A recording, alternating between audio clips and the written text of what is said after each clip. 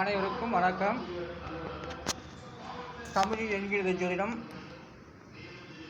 எண்கணித ஜோதிடம் பற்றி வார்த்தை அடிப்படையில் சொல்லப்பட்டு வருகின்றேன்.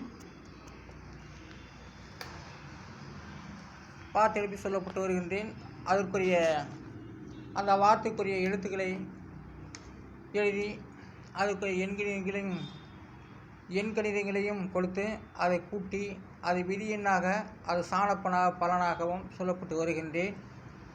ஆனால் இது தொன்மையான வார்த்தைகள், இலக்கிய வார்த்தைகள், இலக்கண சொற்களுக்கு சில எடுத்து காட்டப்பட்டு வருகின்றேன். இலக்கிய சொற்களுக்கு, இலக்கண சொற்களின் அவருடைய பொருள்களையும் சொல்லப்பட்டு வருகின்றேன். விதி எண்கள், அந்தந்த எழுத்துக்குரிய எண்கள், நம்பர்கள் கொடுக்கப்பட்டு அதை கூட்டி அது 9 வகுக்கப்பட்டோ நான் சொல்லி வருகின்றேன். இப்போது மிடரு என்ற வார்த்தைக்கு மிடரு 3 எழுத்துக்கள் 2, 5, 1 எல்லாம் கூட்டினாக்க 8. மிடரு வாய்ப்பாட்டு, அது வாய்ப்பாட்டு, வாயால் வரக்கூடிய பாட்டோ அல்லது எழுதி பாடக்கூடிய பாட்டோ அதுக்கு வாய்ப்பாட்டு. மிடரு என்றால் வாய்ப்பாட்டு. மிடரு என்ற ஒரு பொருள் வாய்ப்பாட்டு குறிக்கிறது. அடுத்த சொற்கள் முடம் என்ற 3 எழுத்து. முடம் 3 எழுத்து 3, 5, 7 எல்லாம் கூட்டாக்க 13 வருகிறது. அதனுடைய விதி என்கிறது 4. 4ஆம் இடத்தை முடரு 4ஆம் இடத்தை குறிக்கிறது. முடரு என்ற ஒரு பொருள் குற்றம். முடம் என்றால் குற்றம். அந்த குற்றங்கிறது 4ஆம் இடத்திலே வருகிறது. முடம் என்ற பொருள் குற்றத்தை குறிக்கிறது. அது 4ஆம் இடத்திலே வருகின்றது. முடம் அது சரியான இடத்திலே அமைந்துள்ளது. அந்த 4ஆம் இடமே சுகஸ்தானத்தை குறிக்கிறது. அந்த 4ஆவது இடமே முடத்தையும் குறிக்கிறது. நல்ல கிரகங்கள் இருந்தால் நல்லதாக நடக்கும். பாவக்கிரகங்கள் இருந்தால் முடத்தையும் குறிக்கும். அதாவது முடம் என்ற பொருள் குற்றத்தையும் சொல்லப்படுகிறது. முடம் என்ற ஒரு பொருள் குற்றம். அந்த முடத்துக்கு 4ஆவது எண்ணினத்தை காட்டுகின்றது. முடத்துக்கு அடுத்தது வாரம். 3 எழுத்து 3, 3, 7 இதெல்லாம் கூட்டாக்க 13 இதெல்லாம் கூட்டாக்க 13 வருகிறது. அது விதி என்கிறது 4. வாரங்கிறது நமக்கு மாதத்துக்கு 4 வாரம் தான். அதைத்தான் அந்த வாரம் என்பதை எடுத்து காட்டுகிறது. வாரம் என்பது அதனுடைய பொருள் பின்பாட்டுன்னு சொல்லக்கூடியது. பின்பாட்டு வாரம், பின்பாட்டு. அந்த வாரங்கிறது 4ஆவது ஸ்தானத்தை குறிக்கிறது. 4ஆவது எண்கணிதத்தை குறிக்கிறது. 4ஆவது விதி எண். மாதத்தில் 4 வாரங்கள் 28 நாட்களையே அது குறிக்கிறது. 3, 24, 28. அந்த 28 நாட்களையும் குறிக்கிறது தான் வாரம். 4ஆவது விதி எண்ணை குறிக்கிறது. வார எண்ணுடைய பொருள் பின்பாட்டு. அதாவது மிடரு வாய்ப்பாட்டு, வாரம் பின்பாட்டு என்று சொல்லப்படுகிறது. அடுத்ததாக முதல்வன் என்ற சொல்லுக்கு 5 எழுத்து வருகிறது. 3, 7, 1, 5, 6 இதெல்லாம் கூட்டாக 22. இதெல்லாம் அதை 9 வகுத்தாலோ அல்லது எண்கணிதமாக ஆக்கினாலோ அது விதி என்கிறது 4. முதல்வன் என்றால் கலைஞன் என்ற ஒரு அர்த்தம் ஆகிறது. முதல்வன் என்ற ஒரு பொருள் கலைஞன் என்று சொல்லாகிறது. முதல்வன்னா கலைஞனை தான், கலைஞன். அந்த முதல்வன் 4ஆவது ஸ்தானத்தை குறிக்கிறது. 4ஆம் இடத்தை குறிப்பதால் அது கலைஞன் என்று சொல்லக்கூடியது. கலைஞன் முதல்வன், கலைஞனுக்கு உயிரிட்டக்கூடியது முதல்வன் என்று சொல். கலைஞன் என்ற சொல்லுக்கு உயிரிட்டக்கூடியது முதல்வன். முதல்வன் கலைஞருக்கு உயிர் கொடுக்கக்கூடியது. அந்த 4ஆவது விதி எண்ணையே குறிக்கிறது. அதான் இன்றைக்கி சிலர்கள் கலைஞன் என்ற சொல்லை கலைஞராகவும், புரட்சி கலைஞர், இளைய கலைஞர் இப்படிலாம் சொல்லப்பட்டு வருகிறது. அந்த முதல்வன் என்ற ஒரு ஸ்தானத்தில் தான் அந்த கலைஞன் என்ற சொல் வருகிறது.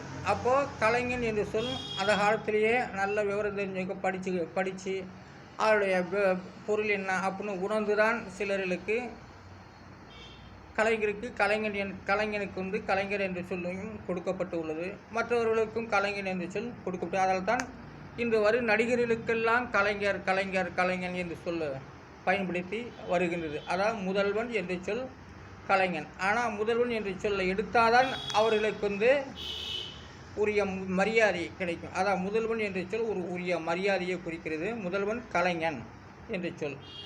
முதல்வன் 4வது ஸ்தானத்தை குறிக்கிறது. கைக்கிளை. அடுத்ததாக கைக்கிளை. கைக்கிளைக்கு 4 எழுத்து வருகிறது. 5, 7, 2, 2 இதெல்லாம் கூட்டினாக்கா 14. அதனுடைய விதி என்கிறது 5. கைக்கிளை அந்த 5ஆம் இடத்தையே குறிக்கிறது. பாருங்கள், முக்கியமானதெல்லாம் கைக்கிளைங்கிறது 5வது விதியினை குறிக்கிறது. கைக்கிளைங்கிறது சுரபாகம். சுரபாகம் எல்லாம் நாதஸ்வரத்திலிருந்து வரக்கூடியதான், எல்லாம் நாவிலிருந்து தோன்றக்கூடியது தான் அப்படின்னு வச்சுக்கணும். கைக்கிளை. கைக்கிளைனா அதனுடைய பொருள் சுரபாகம். அதனுடைய விதி என்கிறது 5. விதி என்கிறது 5. அடுத்ததாக பிளரி என்ற சொல்லுக்கு பிளரிக்கு 3 எழுத்து. 6, 7, 4 அதில் எல்லாம் கூட்டினாக 17. அது விதி என்கிறது 8. அப்போ பிளரியினுடைய பொருள் சுரபாகம். சுரபாகம் சுரபாகம் எல்லாமே ராகத்திலேயே வருது. பிளரி ராகம். சிலருக்கு விளரி விளரி அப்படி பாடுங்க இப்படி பாடுங்கன்னு சொல்கிறது அதுக்கு சுரபாகம். பிளரி என்ற சுரபாகம். பிளரியுடைய பொருள் சுரபாகம். சுரபாகத்துடைய பொருள் பிளரி என்று சொல்லப்படுகிறது. அடுத்ததாக குடலுக்கு 3 எழுத்து. 3, 6, 1 இதெல்லாம் கூட்டாக்க 10. அதில் விதி என்கிறது 1. ராகங்கள் எல்லாமே ஒன்றாக இருப்பதில்லை. ராகங்கள் எல்லாமே ஒவ்வொன்று ஒவ்வொரு எண்ணையும் ஒவ்வொரு பொருளையும் குறிக்கிறது. அப்போ குழலுக்கு விதி எண் 1. குழலினுடைய பொருள் புல்லாங்குழல். புல்லாங்குழல்லாம் ஏற்கனவே நான் சொல்லியிருக்கேன். அது எத்தனாவது ஸ்தானத்தில் வருகிறது என்பதெல்லாம் கொடுத்துருக்கேன். அந்த புல்லாங்குழலுங்கிறது 7வது ஸ்தானத்தை குறிக்கிறது. 7வது அந்த நாதசுரத்துக்கு 7 துவாரங்கள் இருப்பதையே நான் சொல்லியிருக்கேன். குழல் 3 எழுத்து. அதனுடைய விதி எண் 1. வலிவு. வலிவு 3 எழுத்து. 5, 5, 7 இதெல்லாம் கூட்டாக்கா 17. அதனுடைய விதி என்கிறது 8. வலிவு அதிலே தான் அந்த புல்லாங்குழலே வலிவு. வலிவுன்னா மேல் உச்சம் தாரம் என்று சொல்லக்கூடியது. வலிவு நல்ல நிலைகளை காட்டக்கூடியது. மேல் நல்லா உயர்ந்துட்டாங்க அப்படிங்கிறது கணக்கெல்லாம் அதான். வலிவு என்றால் தாரத்தையும் குறிக்கும், மனைவி ஸ்தானத்தையும் குறிக்கும், கணவன் ஸ்தானத்தையும் குறிக்கும். அதாவது வலிவு மேல் உச்சம் தாரம் என்று சொல்லப்படுகிறது. அடுத்ததாக பொழிதல் என்ற ஒரு வார்த்தை. 2, 7, 5, 1 இதெல்லாம் கூட்டாக 15. அதோட விதி என்கிறது 6. பொழிதல். பொழிதல் என்று சிரத்தல்னு அர்த்தம். சிரத்தல் நல்ல நிலைகளை குறிக்கிறது. சிரத்தல் நல்ல நிலை. இதெல்லாம் கடவுளுடைய சொற்கள், சக்தியுடைய சொற்கள். பொழிதல் என்றால் சிரத்தல் நல்ல நிலைகளை தான் காட்டுகிறது அது. அதனால் இந்த வார்த்தை அடிப்படை நான் சொல்லி கொண்டு வருகின்றேன். நான் தமிழுக்கு 240 எழுத்து.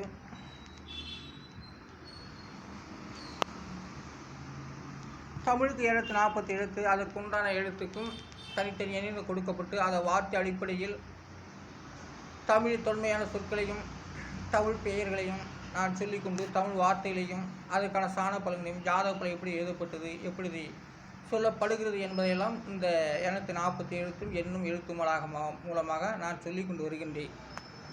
இதை சாதாரணமாக நினைக்கிறேன். இது ஒரு மிகப்பெரிய சாதனைக்குரியது. ஆனால் மலை மேலே ஏறதை விட இதுதான். மலை மேலே எத்தனை பேர் ஏறியிருக்காங்க. ஆனால் இந்த எழுத்து மேலே யாரையுமே எண்கணித்து போட்டு யாருமே சாதிச்சதில்லை. நான் உண்மையிலே ரொம்ப யூகம் படுத்தி நல்ல திறமையாக இந்த எண்கணித்தை நான் தமிழுக்கு 240 எழுத்துக்கும் தனித்தனி எண்கணித்து கொடுத்துள்ளேன். இதை நான் உறுதி செய்து வீடியோக்கள் மூலமாக சொல்லிக் கொண்டு வருகின்றேன். இதை வேலோர்கள் நினைத்தால் எல்லாம் நல்லபடியாக நடக்கும் என்பதை நான் நம்புகிறேன். நான் அரியலூர் மாவட்டம் திருஞான சம்பந்த ஜோதிடர் என்கிற வள்ளுவ பண்ணார்னா நான் வள்ளுவன் தான் நான் எடுத்திருக்கேன். இந்த எண்கிணத்தை எல்லோரும் இதை இது தமிழுக்கு உரியதுதான், தமிழ் மக்களுக்கு உரியதுதான், எனக்குன்னு இல்லை. எடுத்தவங்க பேரை சொல்ல அவங்களுக்கு தப்பு இல்லை. ஆனாலும் இந்த எண்கிணத்தை நான் வள்ளுவன் தான் எடுத்திருக்கேன் இதை. அதனால்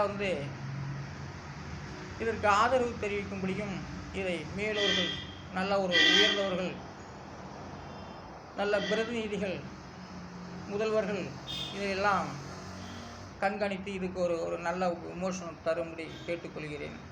திருஞான சம்பந்த ஜோதிடர். நன்றி, வணக்கம்.